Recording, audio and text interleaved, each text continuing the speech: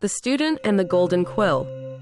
In the sacred city of Mithilā, beneath the shade of ancient peepal trees, lived a young Brahmin named Ṣaṅkara. His father, Vedaḥṛd, a respected scholar, had dedicated his life to the study of the Vedas. When Ṣaṅkara reached the age of 12, his father escorted him to the revered guru, Āryadarśana, who lived in a hermitage atop the nearby Vindhya Hills. The ascent to the guru's hermitage was arduous, a winding path over craggy stones, across a roaring mountain stream, and through bamboo groves that danced in the wind. Yet Ṣaṅkara stepped with purpose. He carried only 3 things in his knapsack: a pair of fresh loincloths, a clay pot of water, and a humble feather pen, his golden quill, which he believed held his budding knowledge. Upon reaching the grove, Ṣaṅkara bowed at Āryadarśana's feet. The guru, a man whose hair hung like white clouds and whose eyes shone with quiet wisdom, accepted him with a gentle nod. "Child," he said, "the path of knowledge begins with humility. Your quill will serve you well, provided you first master the art of listening." Each dawn, Ṣaṅkara awoke before the sun. He bathed in the cold mountain spring, recited the Gayatri mantra with trembling devotion, and sat cross-legged before the guru.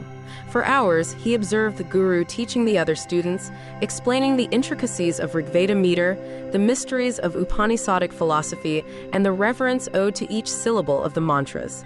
Only after the guru released them did Ṣaṅkara approach with his questions. One morning, as the silver mist lifted over the hills, Ṣaṅkara finally mustered courage. "O revered teacher," he began, "I have studied the first pada of the Chandogya Upanishad, but the verse on self-restraint still eludes me. May I read it aloud?" He held up his feather pen as if it were a precious gem.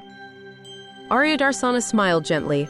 "Read," he replied. Ṣaṅkara's voice cracked with excitement as he chanted the verse. But midway his voice wavered, and he stumbled over a compound word. In his haste, he stumbled again, misplacing the accent and mangling the meter. Shame rose to Ṣaṅkara's cheeks. He swallowed, ready to apologize, but the guru's eyes were kind.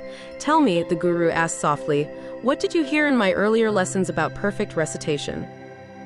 Ṣaṅkara closed his eyes, recalling the morning before when he sat in silent attention. He remembered the rise and fall of the guru's voice, the measured pause after each anastapada, and the profound stillness that followed every recitation. "Patience," he said, "to speak each syllable only when the heart is still." "Indeed," nodded Āryadarśana. He picked up a scrap of palm leaf, dipped his finger in the inkstone at his side, and wrote 5 tiny lines of instruction. "Daily listen before speaking, politeness in asking, humility in error, perseverance in practice, reverence in conclusion." He handed the leaf to Ṣaṅkara and said, "Let this guide your golden quill."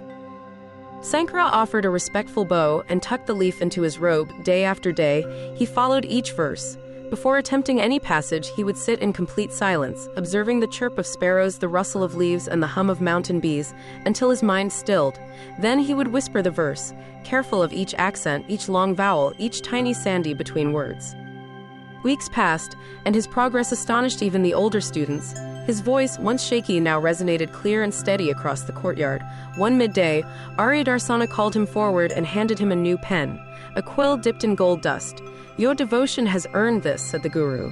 "But remember, the substance of gold pales beside the wealth of wisdom earned through disciplined study and humble service."